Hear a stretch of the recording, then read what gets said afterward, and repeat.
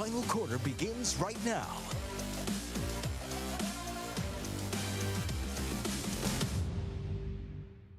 Well, another week means another week of the final quarter on CBS 8+. Your favorite sportscasters, John Howard, Karthik Venkatraman. I am Jake Garriani. We begin with the San Diego Padres, as we always love to. Fellas, we talked over and over about the month of June, how hard it was going to be for the Friars, how difficult and compact the schedule was. John's already playing his violin. We're not even 30 seconds into this, baby. Well, look, June is wrapping up. As we record, it's the 26th. The Padres have a couple days left in June. We said tread water. They have tread water. Your guys' thoughts, not only the Royals series and in this last series, but June as a whole. Well, I'll go ahead and set the violin down and take my turn here. June, obviously a tough month, and they've got a tough road trip coming up in the heat of summer as it comes on. But when you look at the Padres, currently as we tape this show, 8 games above 500. That's a solid number, and if you can double that by the end of the year, we're at about the halfway point of the season. 16 games above 500 is fantastic. However, 8 games above 500, they started the season 7-0. Take away those 7 wins, and in the last 71 games, they're 1 game above 500. And if you go 1 game above 500 the rest of the way, you're not going to make the playoffs according to last year's record. So the Padres need to increase what they've done over the last 70-plus ball games. I'll do you one better, John. They were 14-3, so they were at one point 11 games over 500. Yeah. This team has been trying to figure it out as it goes. Granted, they've been dealing with a lot of injuries, and you saw Ryan Berger get injured, and then Michael King's been out, Darvish has been out. Of course, they haven't had Joe Musgrove all season and likely won't.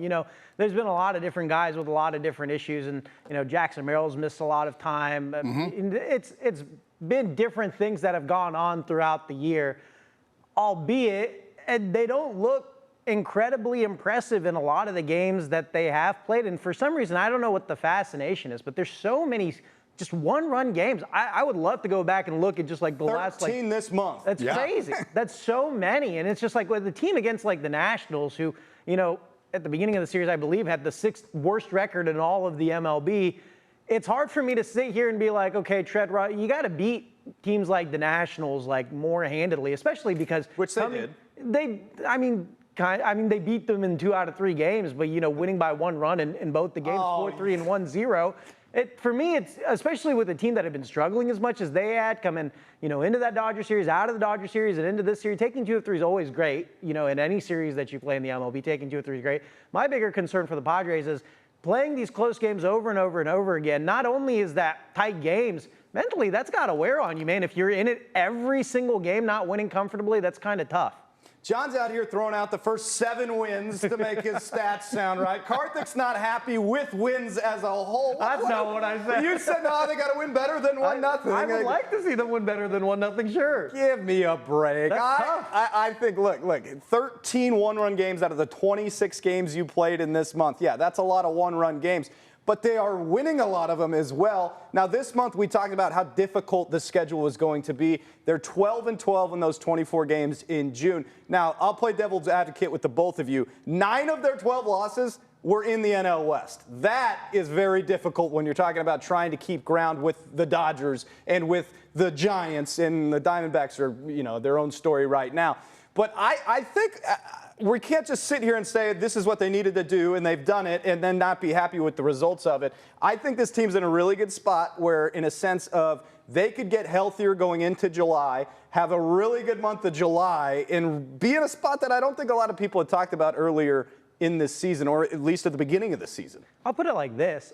I do agree with you. They're not in a bad spot. I don't think anyone would be looking, especially when you look at last year, they were in a worse spot than this record-wise, and they turned it up, and one of the most dangerous teams. It's about when you turn up and also staying afloat. Right now, like you've said, they are staying afloat. There's no really debating that. They're 5.5 games back out of the division series, and on top of that, they're right now in the wild card playoff picture if the playoffs started today. So, they're right there. They're in the position they want to be.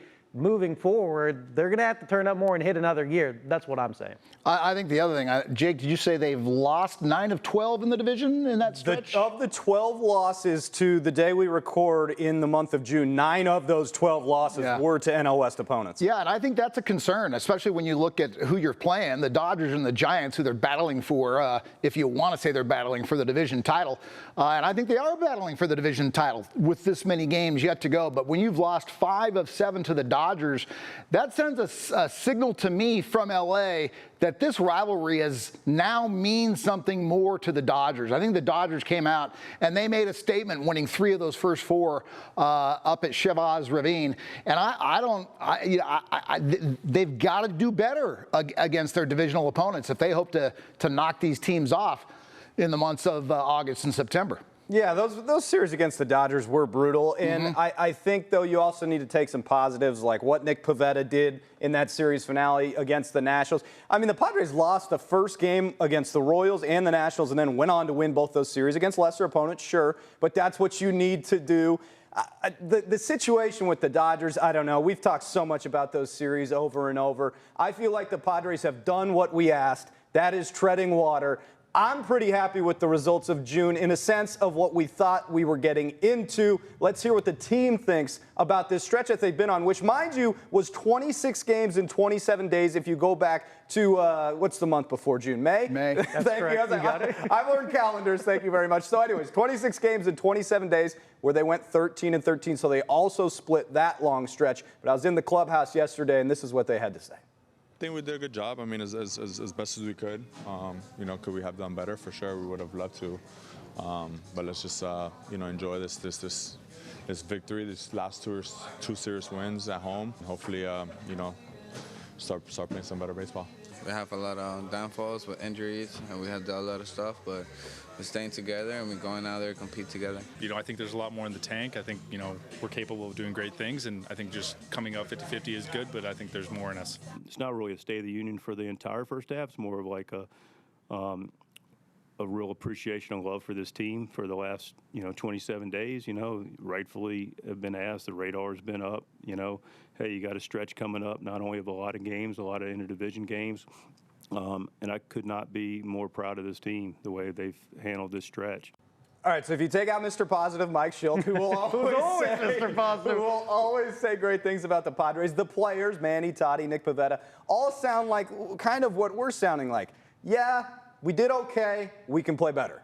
Yeah, and one of my final thoughts about the one-run games, I've always felt a team that wins a lot of close games means 2 things. They don't choke under pressure, and they have good coaching.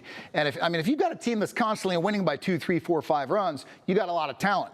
But if you're winning all these tight games, it means your lineup is sound. They're not choking under pressure, and management, the manager, I should say, is making good moves out on the field. So I like the fact that they are doing well in all the tight ball games. I definitely think helps. It's going to give you confidence down in the backstretch of the season. You've played all these close games, and you're like, okay, no matter what. I mean, even the guys said it before the year, even if they have to come from behind, and they had to in that 4-3 win against the Nationals where they fell down 2-0, I believe. And, they had to come back, find their way after, a game in which they let up 10 runs and, 15 hits or whatever. So, they find ways to respond. They've always found ways to bounce back, even in a lot of these crushing losses to, I remember the Brewers walk off, the Diamondbacks walk off, the Dodgers walk off. They came back, and I think every single one of those games they came up and picked up a win. So all these things, the mental resolve, I believe, is very strong with this team. The fact that they win these close games, also very strong with this team.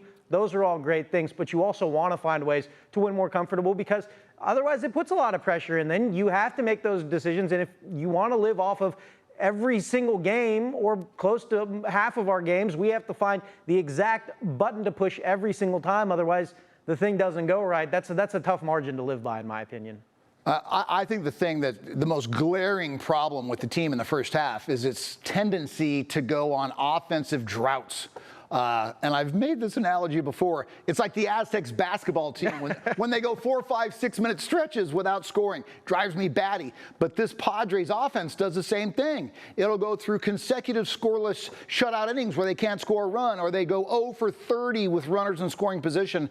They've got to get rid of that tendency to have long offensive droughts. In baseball as a whole, the offense is harder right now. You look back to just a day ago, the 25th, for those watching maybe later on demand, there were 7 shutouts around Major League Baseball, one off of the record of 8. So I think overall, yes, we talk about the droughts this team goes on, and it does feel maybe like they go a little bit deeper into those droughts than some other teams, but I think a lot of teams go through droughts because that is just how hard baseball is right now. The pitching is better than it has ever been. You got young dude after young dude coming up throwing 103 miles an hour. I think offensive production is down, and rightfully so because of how up pitching is. But look, 7 shutouts a day ago.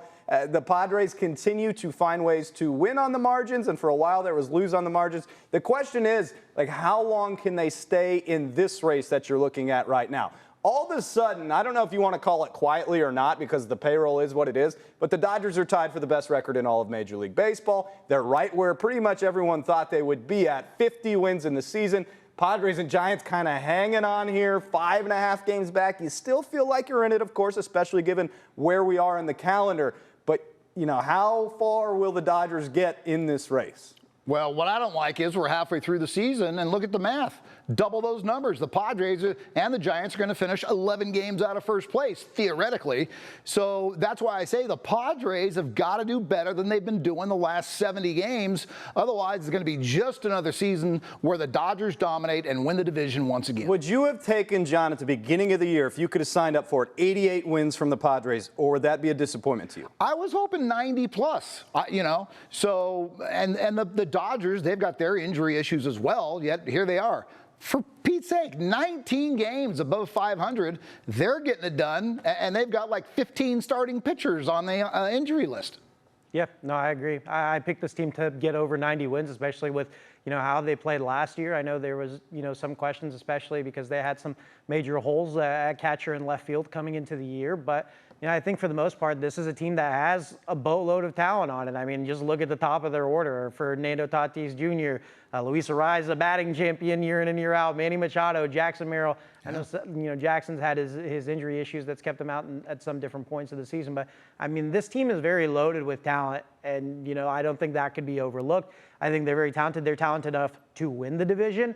As John said earlier, and I think it's really, you know, it's not really a surprise or any big secret. They got to win the games in their division against those teams like the Dodgers and the Giants. It, to me, is kind of funny that you look at where we are, almost the exact halfway point, 81 games into the year, and it just feels like we are exactly where we all thought we would be at the beginning of the year, like the Padres scraping to try and get near the top of the division. They've got some great production from some guys that we said had to happen, the Gavin Sheets, the Nick Pavettas, the Ryan Bergerts of the world, right? All of these guys have shown up and really helped out, and yet they're still kind of in that spot of the division where we go, yeah, they'll probably be 5, 6, 7 games back of the Dodgers. Now, if it all repeats itself and we go into the rest of the season, then it's going to end where we all thought it was. As for the Padres' upcoming schedule, this is what it's going to look like moving down the stretch here. They hit the road for that 6-game trip to Cincinnati and Philadelphia, and then they have the 3rd of July off before coming back home to face the Rangers. As we get ready to head into July, the schedule's going to definitely soften from June. We'll see what the Padres can do, and especially what's really going to be the topic of conversation, you guys, will be the trade deadline. Yeah, that's going to be wild. Can they get a left fielder? What will they do maybe with their bullpen? You know, I think there's going to be some questions. Do they move guys out of their bullpen to try and acquire other pieces? Left field, I think, is the one that is most going to be looked out for the Padres. As a guy, can they get a guy like Duran? What's the asking cost? Things like that are going to be interesting to see. I agree. Left fielder is definitely the need, and as of now, the Padres are going to be buyers. They need to stock up this team because they're, as Karthik mentioned earlier in the show, if the playoffs started tomorrow, Padres would be in as a wild card team. So when you're in that position, you've got to build that roster come the trade deadline. And one last thought, I still think let's not lose sight that to me is the most important thing that we have said over and over is like just get into the playoffs, right? I know everyone has this beautiful vision of like the Padres winning the NL West. The likelihood of that happening to me, minimal. get into the playoffs and see what could happen. Anything can happen over the course of 5 games if you get back into a series with the Dodgers or however it falls together. But just get in. It's all about getting hot at the right time, right? That's what the Padres were the hottest team in baseball going into the playoffs last year, and that's why they were so dangerous. That's why they were 1 game away from moving on to, the next round of the playoffs. And, you got to get hot at the right time, obviously, keep afloat till then, but, make the playoffs get hot. That's the name of the game.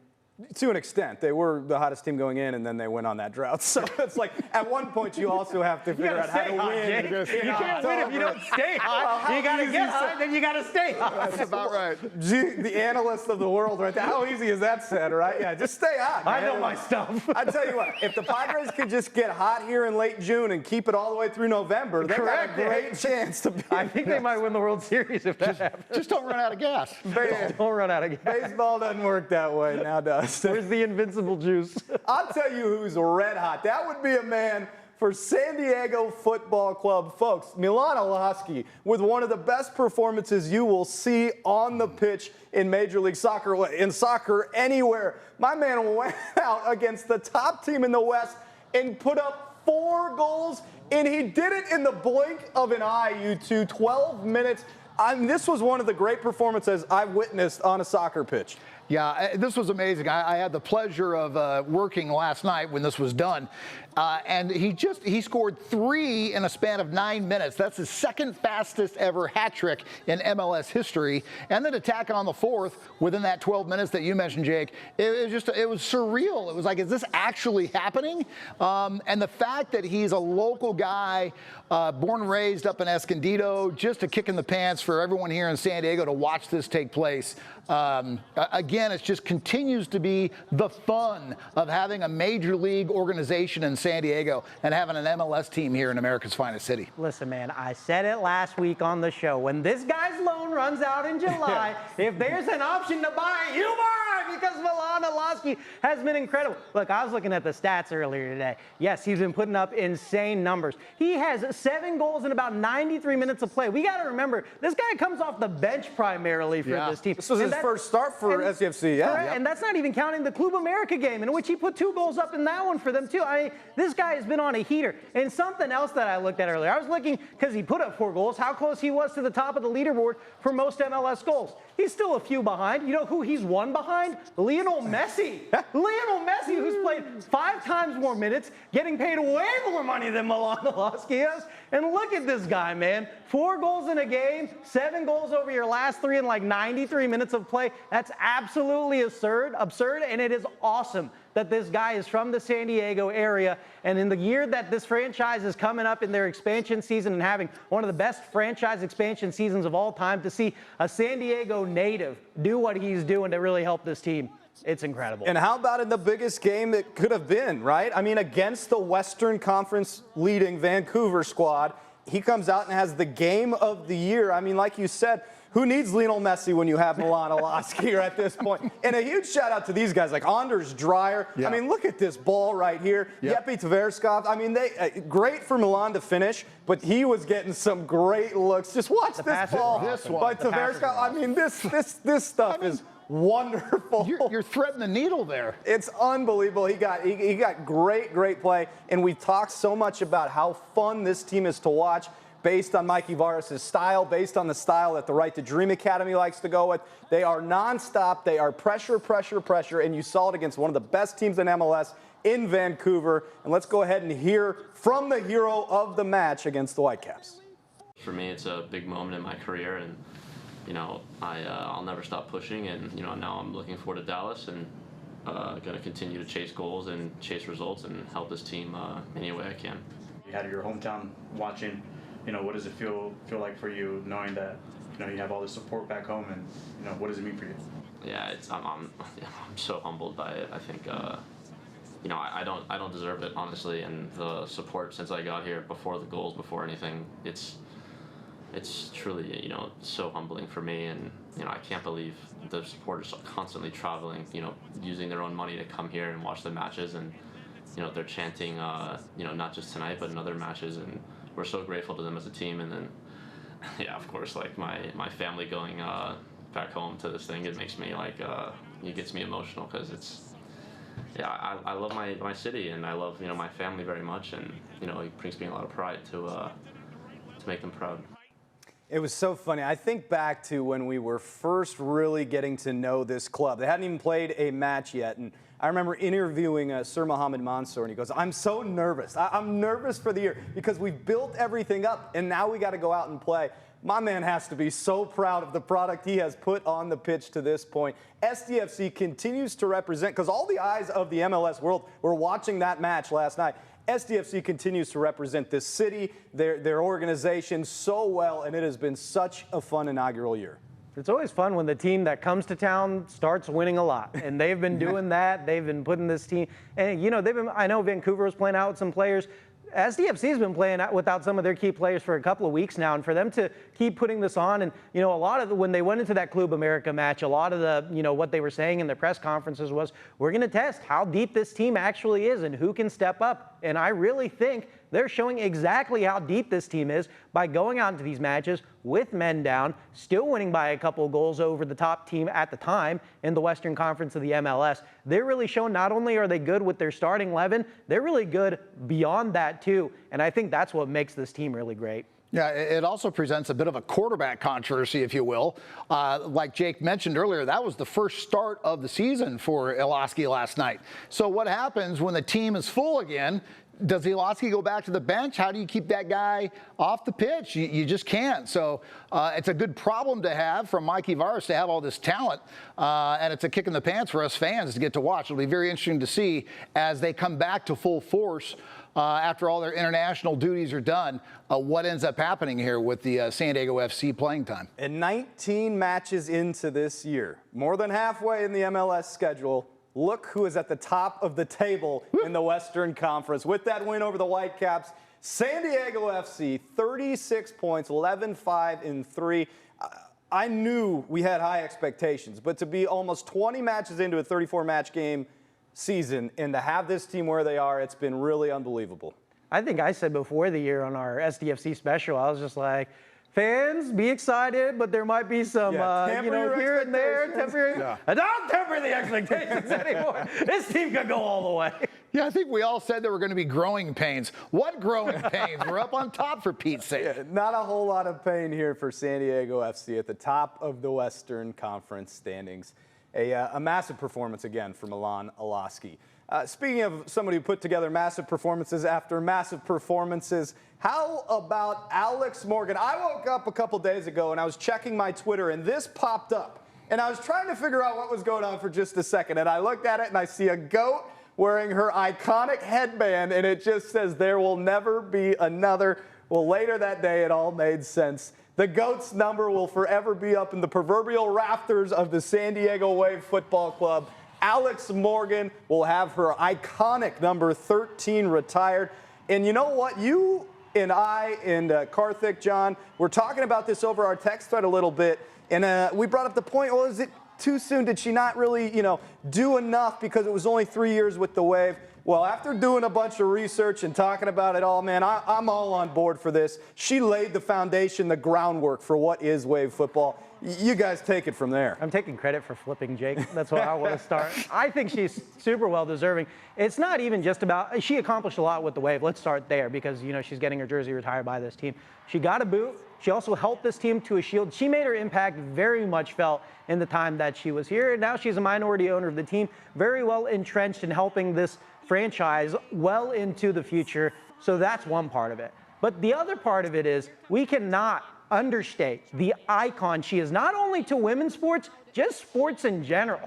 Those women's soccer teams for the USA, whether it was the Olympics or whether it was the World Cup, people were locked in because this team won, and Alex Morgan was the captain of a lot of those teams, and she came up in so many clutch moments. She's just an iconic soccer player. When we talk about women's soccer as a whole, or just athletes in a whole in U.S. history, Alex Morgan is upper echelon of those athletes. So when I think of putting everything combined of what she did in her international career, plus what she was able to accomplish, even though it was a short time with the San Diego Wave, I think she's well deserving. This retirement should happen, and it will in September. Well, I think she's deserving of all the accolades you two have mentioned However, I just don't know if what she played 2 or 3 seasons for the Wave is that worthy of jersey retirement. I don't know if it is. Does she deserve the recognition? Absolutely. But if the Wave sticks around for 10, 20, 40 years, and you have players that play for 10 to 15 years, when their jersey gets retired, does having a jersey that's only been representing a player that played 2 or 3 seasons with the team, I wonder if it lessens the value of the honor of jersey retirement. And I know, real quick, I know a lot of people feel the Padres acted prematurely in retiring Steve Garvey's number 6. That people think of him as a Dodger.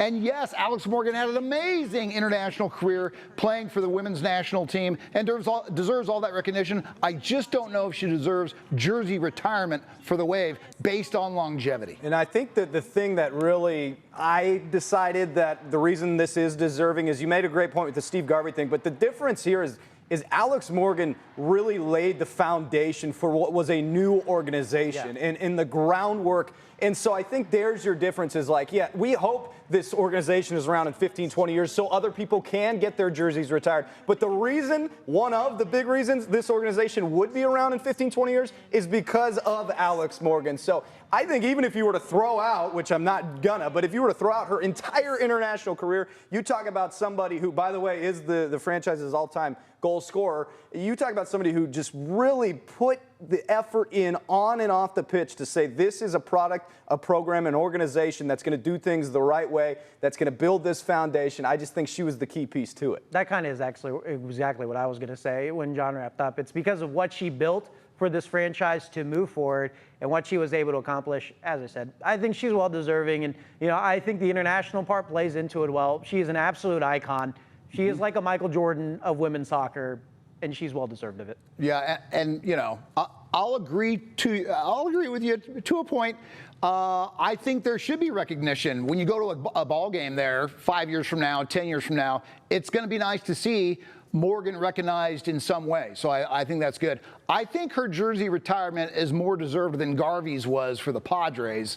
And maybe that's some of my, grinding on me is the Padres retiring Garvey's number, just not buying it. Somebody that's trying to get their retired number for the Oklahoma City Thunder will be a guy that just won him a championship along with, of course, the rest of the Thunder. Shai Gilgeous-Alexander, the MVP, and the Thunder do go on to win the NBA championship. They host the Larry O'Brien Trophy in what was an incredible series that ended in a very, very disheartening way. Of course, Pacers star Tyrese Halliburton ruptures his Achilles early into a game that he was cooking in Game 7. And the Pacers hung on as long as they could, about 1/2, and then OKC really finished off that championship. You guys, it was a phenomenal first 6 games. And then really that Game 7 took the air out of the balloon, it felt like, if you were not a fan of the Thunder. I feel like for me, the Thunder are obviously extremely well deserving. Yeah. They had one of the better regular seasons in all of NBA history, and they were a fantastic team. That being said, I think if Tyrese Halliburton plays the rest of that game out and he was healthy, the Pacers would have won that game. I really do. And the margin at the final end was what, 103-91, a 12-point game. What did the statistics show when Tyrese Halliburton goes off in the first quarter like it was, 9 points in 7 minutes or whatever that he played? Pacers win. And he puts up massive numbers when he does and plays well in the first quarter. I really think the way that he was kind of dictating the pace early in the game and the way that he would have helped them bring the defense and also would have helped them in limiting the turnovers because they had a bonkers amount of turnovers in that game that helped the Thunder ultimately win this game. I think all things considered, I think the Pacers would have ended up winning. That's not to say the Thunder aren't deserving. I definitely think they're deserving. They probably still could have won a close game if Halliburton plays. My feelings are that Halliburton would have probably turned the tides for the Pacers, and we might be having a different conversation today. Yeah, I didn't have a horse in this race. I just wanted to see an entertaining series, an entertaining playoffs, and an entertaining Game 7. And when Halliburton went down, I thought, that's going to kind of kill my horse in the race. It stayed close through halftime, but then into the third quarter, Oklahoma City pulled away. And unfortunately, we'll never know, Karthik, about what you're saying. It probably would have been a closer game. Would the Pacers have won? Who knows? But the trophy goes to Oklahoma City. Yeah, it's always a bummer if you're a bipartisan fan to have it end the way it is. If it's ever marred in what if, it's always a bit of a bummer if you are a bipartisan fan. But it did end the way it did. Oklahoma City wins their first championship in history, which is great for them. They got a young core that looks like they could continue to do it, although once you start winning, the money starts to come. People got to get paid. But a huge congratulations to the Oklahoma City Thunder. Let's see how we did as we go back a couple weeks on our predictions heading into these NBA Finals. These two teams are really darn good. I think this could really go 7, and I think it's going to be a great series. Yeah, but did you pick which team's going to win? You want me to? John, you're not a fan of my predictions, but here we go. Indiana Pacers win in 7 games, breaking the Oklahoma City. All right, well, I'm going to go with OKC then. As entertaining as Halliburton is, the quarterback for the Pacers, I like Oklahoma City's defense. I like their ability to play strong. SGA, he can be the first player to win a scoring title and an NBA title since Shaq did it some 25 years ago. So I'm picking OKC, as I have all season long, to win the NBA championship. As I have all season long. It really is. I agree that this is going to be an unbelievable series. I think these two teams are really well matched. It's going to be nonstop running of the floor. I mean, these two teams play at pace, at pace, at pace, at pace. It is a lot of fun basketball to watch. That's why I said, Karthik, if you're not a fan of this because it's OKC versus the Pacers, you ain't a basketball fan. I'm sorry. This is high-quality basketball, the best it's going to be. I like it going deep. I think it goes 6. I think OKC does finish the job, though. They win it this time around, but that is no slight at the Pacers. I think they're an unbelievable team. It's going to be a fantastic, fantastic series. Given all the reasons we just stated, I feel like I don't know if there's anybody to really be picked on that flashback, but No. technically speaking, John and I were right and you were wrong. Technically I speaking, set up everything I said before we tossed those sound bites, because I would have been right, damn it! I would have been right. Technically speaking, you were wrong. Karthik, don't worry. There's always the NFL season that we get to predict. Here we come. I'm coming, man. Titans all the way, baby. Let's go. Tighten up. Tighten up. Cam Ward, MVP, and the Tennessee Titans win their first Super Bowl? Yeah. Question mark? Well, you'll know where to find us when the Titans win that Super Bowl. That'll be right here in the year 2048 on CBS. As long as I'm still alive, baby. We'll be back here next week, and the Titans will not have a championship to talk about, but we'll have plenty to talk about, including those Padres. As always, you two, send them off. All right, Padres win 2 of 3 in the next 2 series. Oh, let's see if they get hot. I'm not making